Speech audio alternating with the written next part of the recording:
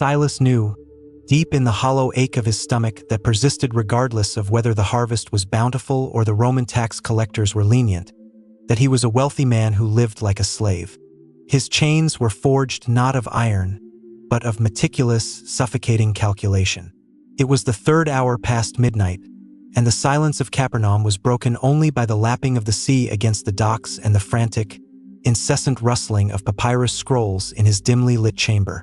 He was calculating the yield of the olive grove his cousin managed, cross-referencing it with the projected price of oil in Tyre next spring, factoring in the unpredictable volatility of the Galilean weather, and mentally adjusting the interest rate for the loan he hadn't yet taken out but was already certain he would need.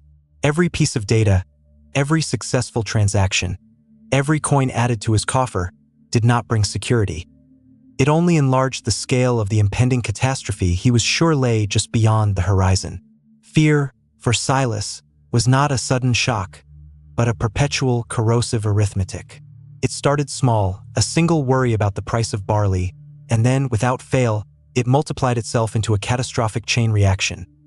If barley fails, the buyer defaults.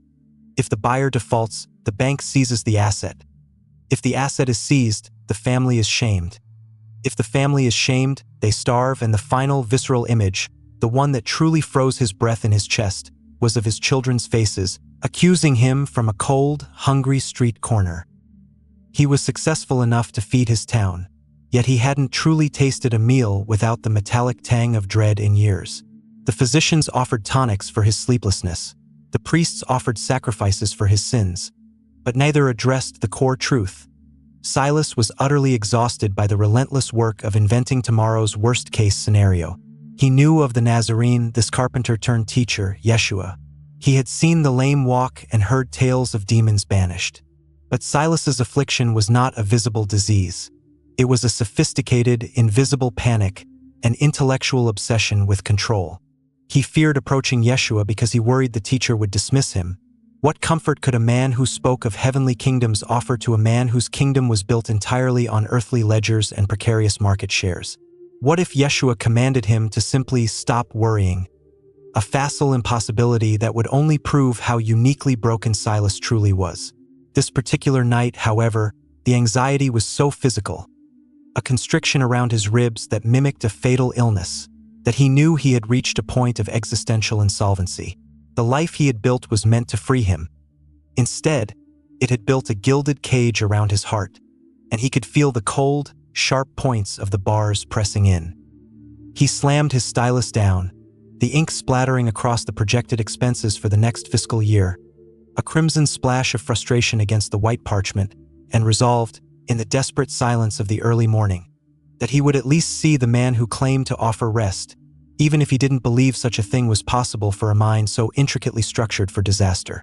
The next morning, Silas found himself drawn by an irresistible current toward the noisy outskirts of Capernaum, where the Nazarene was rumored to be teaching near the water's edge. He avoided the central crowd, fearing recognition. His reputation as a sober, calculated man, always successful, was part of the heavy mantle he wore, and the idea of exposing his debilitating internal chaos in public was unbearable. He stood behind a cluster of tall sycamores, their thick, rough bark offering both physical and psychological concealment. From this vantage point, he watched. He saw miracles of the obvious kind. A woman whose hand had been crippled for years flexing her fingers in joyous disbelief. A leper whose skin was now clean, weeping into the dust. These were ailments that could be pointed to, quantified, and immediately dismissed upon healing. Silas envied the simplicity of their suffering.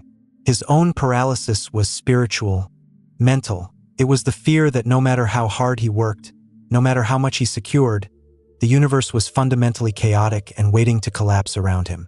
How could this healer address a disease that existed entirely in the future? He watched Yeshua's face.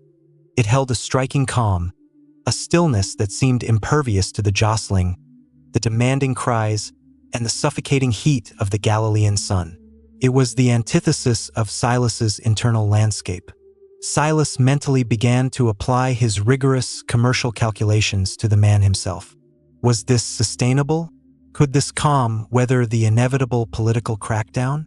If he invested his emotional trust in this teacher, What was the risk of Yeshua being revealed as a fraud, or worse, executed by the Romans, leaving Silas more exposed and cynical than before?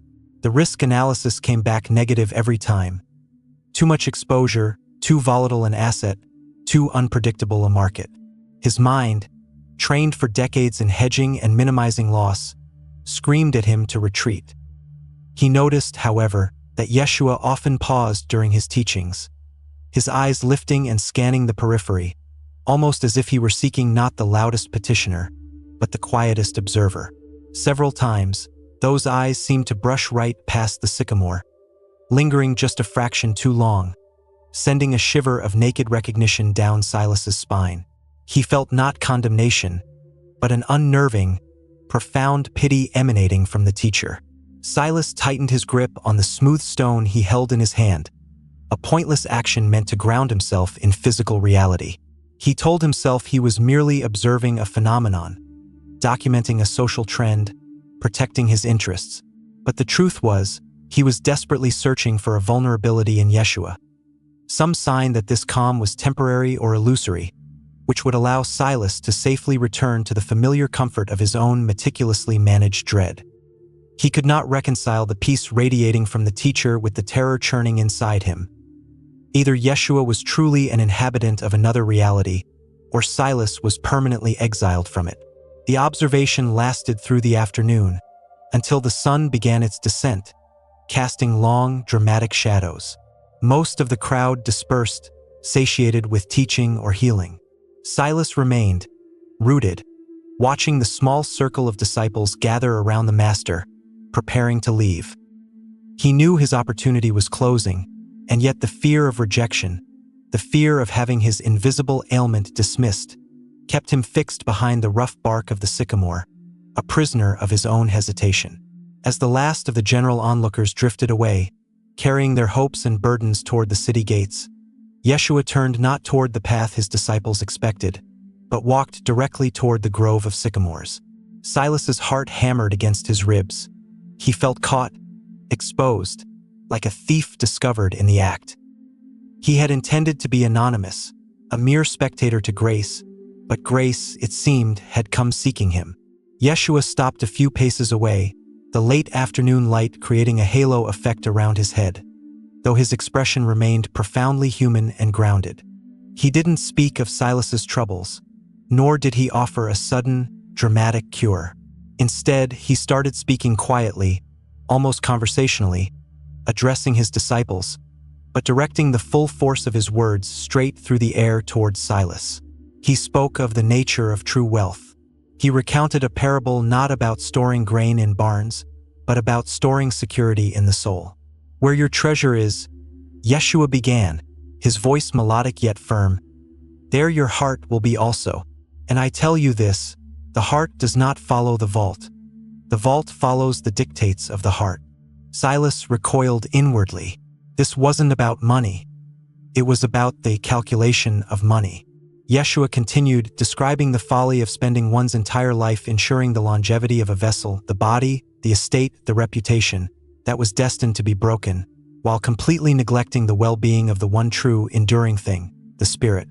If you spend all your energy ensuring the safety of the harvest yet never enjoying the fruit, have you truly been a good steward of your time? The anxiety of tomorrow, Yeshua stated, his gaze finally meeting Silas's with unnerving directness, is the tax you pay today on a future that may never arrive.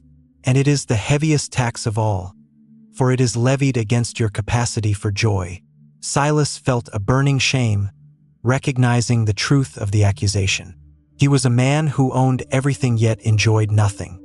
His entire existence had become a perpetual financial projection, a spreadsheet of potential disasters. He had meticulously calculated risk, but he had entirely failed to calculate the cost of fear itself. Yeshua moved closer, gesturing toward the sun setting over the Sea of Galilee, painting the water in hues of gold and deep violet.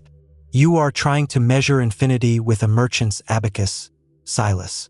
You are trying to guarantee a permanence that belongs only to God, using tools designed only for temporary mortal exchange. And every time the calculation fails, which it must, You mistake the failure of your tool for the failure of existence itself. It was the first time Yeshua had used his name. It was not a question or a command, but an observation of his soul's ledger. Silas stepped out from behind the sycamore. He was no longer trying to hide, because he understood, with a sickening clarity, that Yeshua had already seen past the ledgers, past the fine tunic, and straight into the terrified, calculating engine of his heart. The crowd was completely gone now. Yeshua gently signaled his disciples to wait by the path, indicating that this conversation was for two. The silence that followed was immense, thick with the unvoiced anxieties Silas carried. Yeshua did not press him for a confession. Instead, he simply extended his hand in the direction away from the city, away from the noise, the business, the demands of civilization, toward a small, rocky path leading up the hillside. "Walk with me, Silas," Yeshua invited, his voice entirely free of judgment. "Let us leave the clamor of what you think you must be and walk into the stillness of what you are." This invitation was itself a subtle challenge to Silas's control. Everything in Silas's life was scheduled, accounted for, and directed toward a known outcome. This walk had no destination, no measurable objective, and no financial return. It was terrifying. Yet, the physical exhaustion of the sleepless night and the emotional exposure of the preceding hour left him too weak to resist. He fell into step beside the teacher. As they climbed, the sounds of the city quickly faded. The rustling of sandals on the loose stones replaced the cries of the fishmongers and the shouts of the Roman patrols. For Silas, the climb was torturous. The silence that Yeshua found restorative, Silas found profoundly disturbing. In the city, the noise helped drown out the inner monologue of fear. Here, with only the wind whispering through the dried grass, his anxieties became amplified, echoing in the vast, empty space of the hillside. He kept glancing over his shoulder, checking the path, as if expecting the physical embodiment of his worries. A sudden drought, a defaulted loan notice, to come scrambling up the hill behind him. He longed for his scrolls, for the concrete reality of his accounts, anything to anchor himself to the measurable. Yeshua spoke little on the ascent, allowing the environment to speak its own lesson. They reached a flat, smooth outcrop that offered a breathtaking, panoramic view of the sea and the surrounding hills. Below them, Capernaum looked small and harmless, its busy streets reduced to faint lines. Silas usually found such views gratifying, a testament to the scope of his influence, but today the view felt oppressive, a reminder of the infinite variables he could not possibly govern. He sat heavily on a warm stone, finally breaking the silence, the words tumbling out not as a request for healing, but as a defense of his worry. "Teacher," he began, his voice rough, "you speak of simplicity, but you do not carry the burdens of the marketplace. My anxiety is not a fault of character. It is a necessity for survival. I must anticipate ruin to avoid it. If I do not obsessively calculate the winter stores, who will? If I do not prepare for the famine, my family will starve. I cannot afford peace, for peace is predicated on ignoring the reality of scarcity. My dread is the price of their safety." He looked at Yeshua, expecting a swift, religious retort, but Yeshua only listened, his expression gentle, allowing the full weight of Silas's profound, calculated despair to hang in the crisp, cool air of the evening. Silas finally unburdened himself of the specific, gnawing dread that kept him awake. It wasn't just the fear of hunger. It was the fear of shame.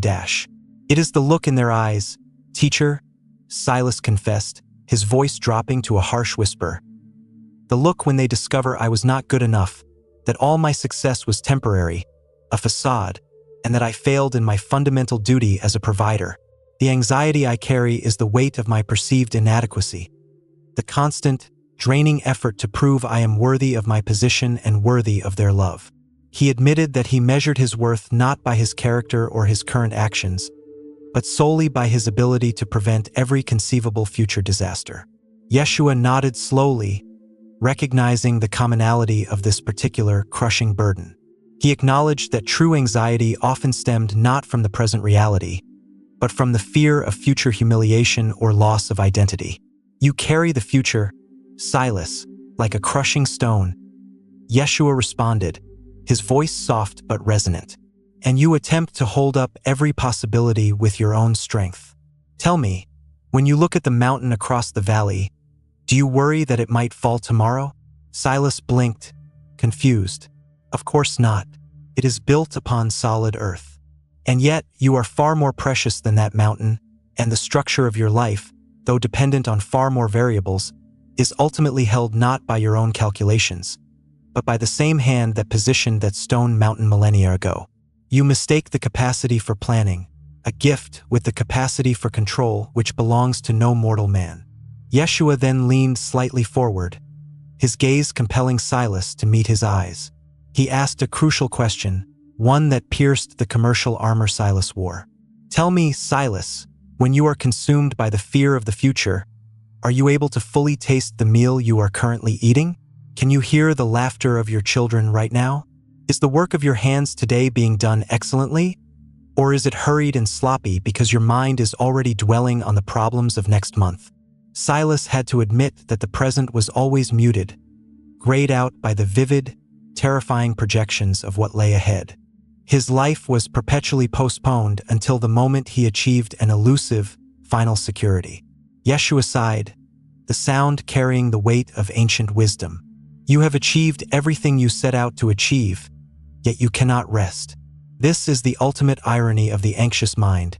It uses its great capacity to predict, not to prepare for a successful future, but to destroy the peace of the present moment. He paused, allowing the truth to settle. We often calculate our worth based on our anxieties about tomorrow, treating the absence of fear as negligence and perpetual worry as prudence. Do you, the watcher of this parable, find that your biggest worries are usually about events you cannot control or events already long past? Share your most pressing anxiety and its roots in the comments below. Perhaps sharing the burden in this sacred space will lighten the load, just as this confession has begun to free Silas. Yeshua then returned to their conversation, explaining that anxiety was essentially a profound misdirection of powerful energy, a prayer focused entirely on disaster.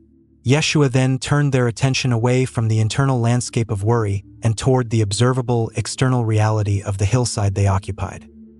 He pointed to a small, iridescent cluster of wildflowers clinging precariously to a fissure in the rock, simple, common field lilies, blazing orange and scarlet against the gray stone. Look at them, Silas, Yeshua commanded gently.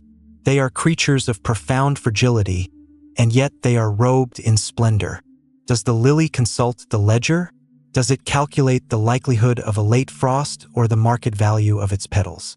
No.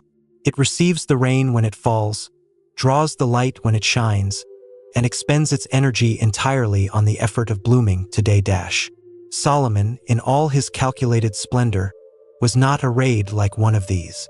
Silas watched the flowers, their tiny forms vibrating slightly in the gentle breeze.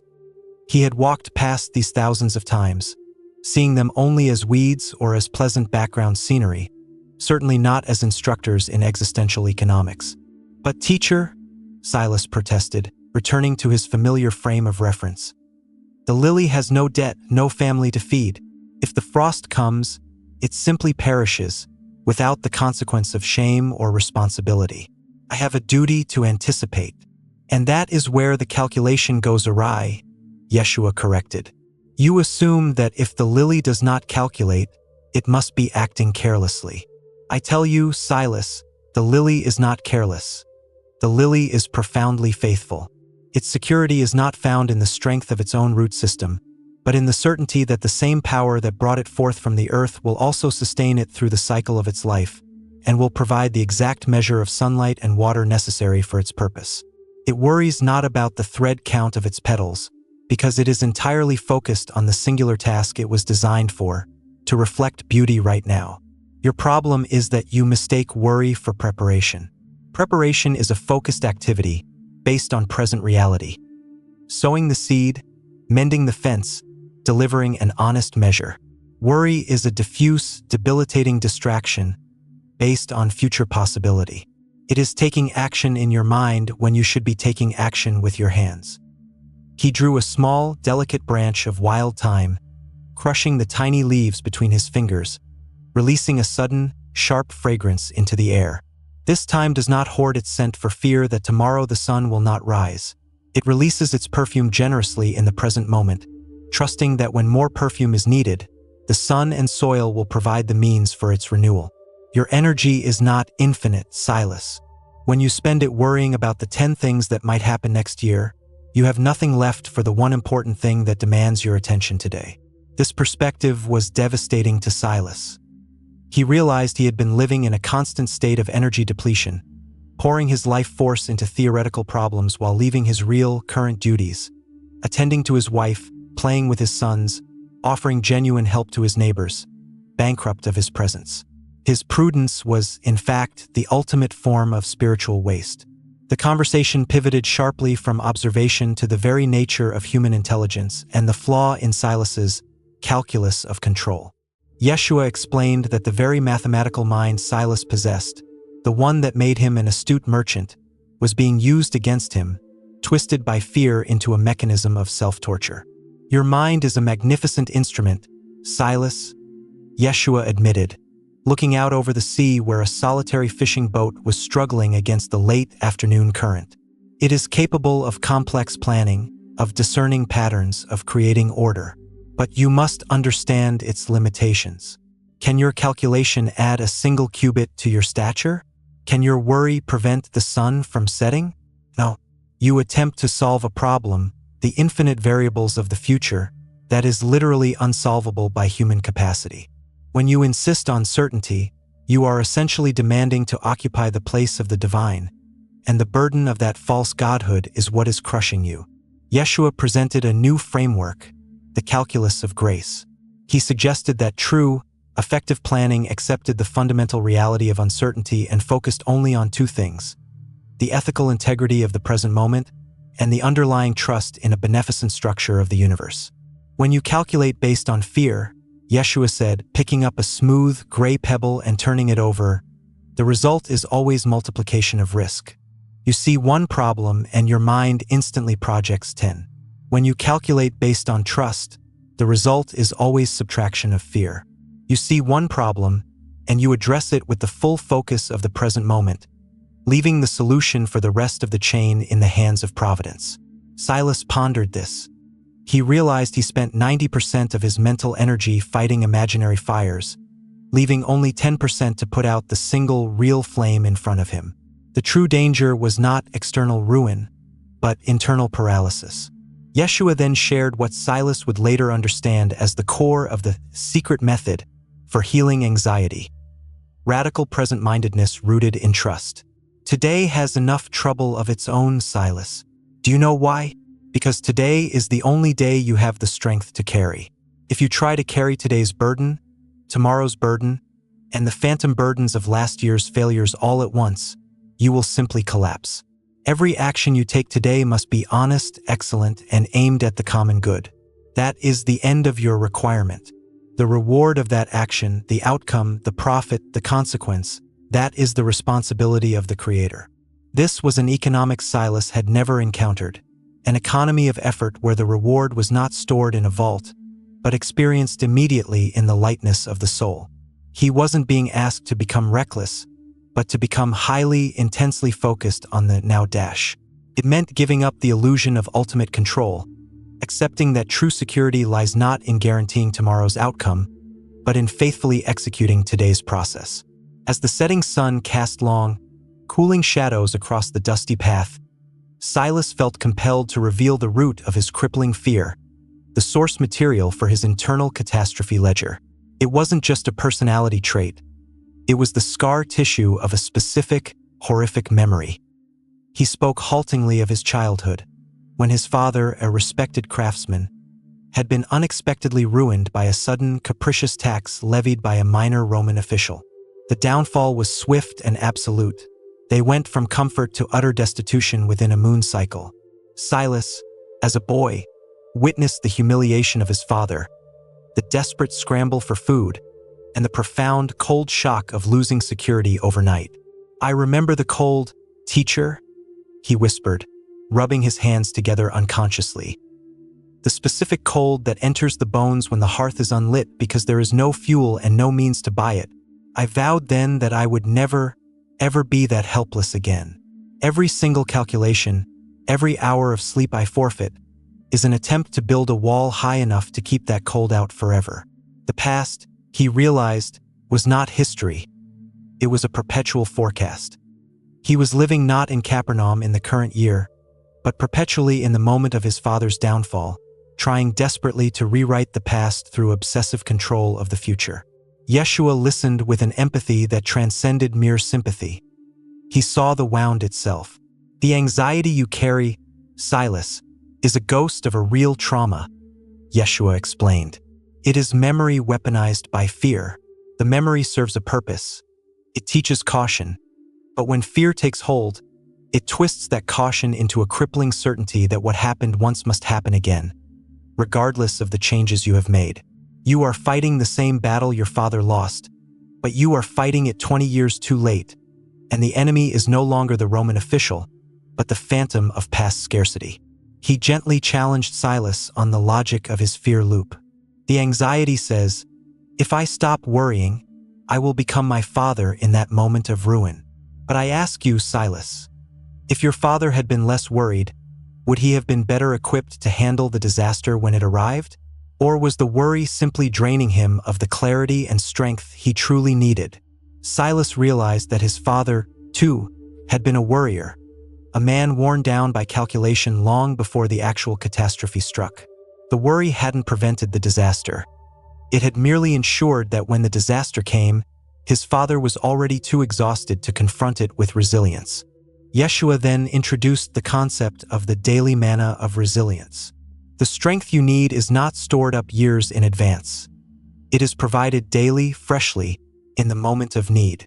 When you try to hoard the strength needed for next year's challenges, you leave nothing for today's simple joy. You must consciously sever the anxious ties between the memory of the past and the projection of the future. The past is forgiven. The future is unwritten. You are standing now, today, on solid ground. This moment, this place, this body is secure. That is the only calculation that matters. Yeshua then shifted the discussion to offering practical, tangible methods for interrupting the anxiety spiral, the specific actions Silas could take when the frantic, calculating thoughts inevitably returned. This was not a mystical cure, but a method of cognitive redirection, a retraining of the frightened mind. When the old thoughts return, and they will, because the pathway of fear is well worn in your mind, Yeshua began. You must not fight the thought itself. To fight the wave only strengthens the current. Instead, you must immediately redirect your attention to a task that demands all your senses and focuses them entirely on the present. This is your anchor. He proposed several such anchors. First, he suggested sensory grounding.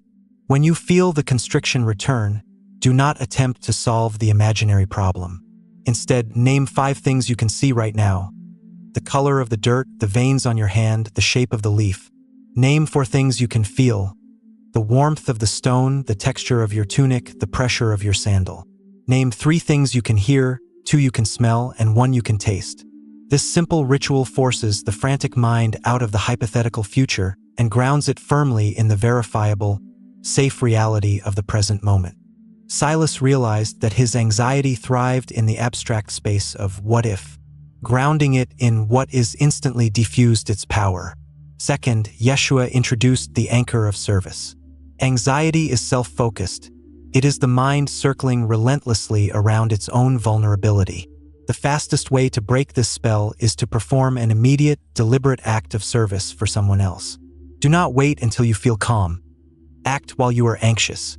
Go to your neighbor who needs assistance with lifting a heavy beam, or visit the widow who needs water drawn. When your hands and mind are fully engaged in solving a real, external problem for another, your internal, phantom problems shrink into insignificance. The third, and perhaps most challenging anchor, was the immediate focus on quality of current work. If you must work on your ledgers, work on them with absolute, calm excellence, only for the hour allotted. Do not allow your mind to race ahead to the next column or the ultimate sum. Focus solely on the neatness of the script, the accuracy of the current entry, and the honesty of the trade. If you are sweeping the floor, sweep the cleanest floor in Capernaum. Let your integrity of effort be your proof of faith, not the outcome of your investments. Yeshua promised him that the feeling of relief would not come first. The action must come first, and the relief would follow, a natural consequence of the mind finding refuge in reality rather than fiction. The essence of the secret method was the conscious replacement of catastrophic imagination with focused, faithful action. The conversation had ended. The sun had disappeared entirely, and the Galilean stars were beginning to emerge with astonishing clarity above them. Silas stood up, and for the first time in memory, he did not feel the constant, heavy tension in his shoulders. It was not a sudden, dramatic healing, but a slow, tectonic shift in his perspective. He was not cured of the possibility of fear, but he was healed of the paralysis of anxiety. He looked down at the city of Capernaum, the distant lights of the oil lamps now twinkling against the darkness, and it looked different. Before, it looked like a battlefield of constant threat. Now, it looked like a complex, human endeavor, fragile yet worthy of protection and dedicated work. He realized that Yeshua had not given him a magical shield against future disaster. He had given him something far more valuable, a reliable compass to navigate the present reality. He understood that the anxiety was not the prediction of failure, but the refusal to live. Yeshua stood beside him, resting his hand lightly on Silas's shoulder. "Go back now, Silas," he instructed. "Go and live the hours you have been given, not the years you have attempted to steal from the future. Live with the knowledge that the God who provides for the lily has already calculated your worth, and it is infinite, regardless of the fluctuations of the barley market." Silas felt a profound surge of gratitude, but he didn't try to thank the teacher with lofty words or promises of conversion. He knew the truest thank you would be the change in his action. He simply bowed his head, turned, and began the walk back down the hill. He descended slowly, deliberately. Before this conversation, he would have counted every step, calculated the risk of twisting an ankle, and projected the inventory he needed to review upon his return. Tonight, he did none of those things. He felt the cool evening air on his face, heard the rustling of a nocturnal animal in the brush, and noticed the beautiful, sharp smell of pine needles that he had been too distracted to perceive on the way up. He walked simply, fully inhabiting the space between the hilltop and the city gate. When he reached his own courtyard, he did not immediately rush for his scrolls. Instead, he went into the dining area. His wife, accustomed to his late-night calculations, was surprised to see him. He sat beside her, took her hand, and asked her about her day, not his ledgers. He played a quiet, simple game with his youngest son until the boy drifted off to sleep. For the first time, he was truly present in his own home, experiencing the uncalculated, abundant wealth of his life. He knew the anxiety would test him again tomorrow, but he also knew he had the anchor. He finally understood. The secret method wasn't about eliminating worry.